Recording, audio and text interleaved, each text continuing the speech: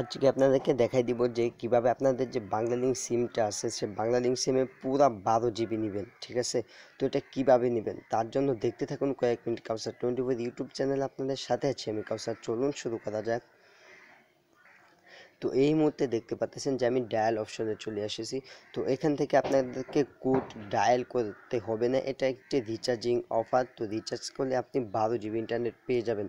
তো এর আগে যারা 12 জিবিটা ইউজ করেন নাই, 12 জিবি ইন্টারনেট নেয়ার নাই, তারা অবশ্যই সবাই পাবেন।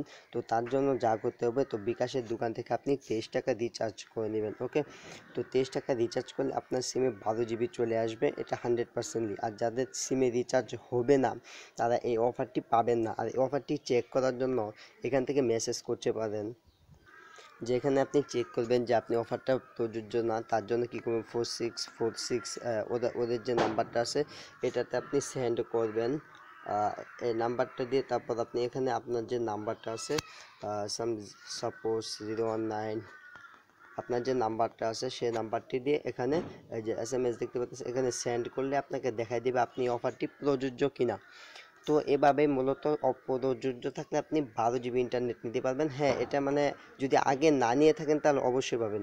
তো আজকের টিউটোরিয়ালটি মূলত এই পর্যন্তই ছিল।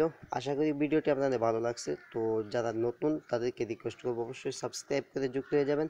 আর যারা ভিডিওটি দেখলেন তাদের কাছে একটা আবদার রিকোয়েস্ট, যাই ভাবতে পারেন সেটাই। তো ভিডিওটি প্লিজ লাইক অ্যান্ড শেয়ার করে যাবেন। তো ধন্যবাদ সবাইকে।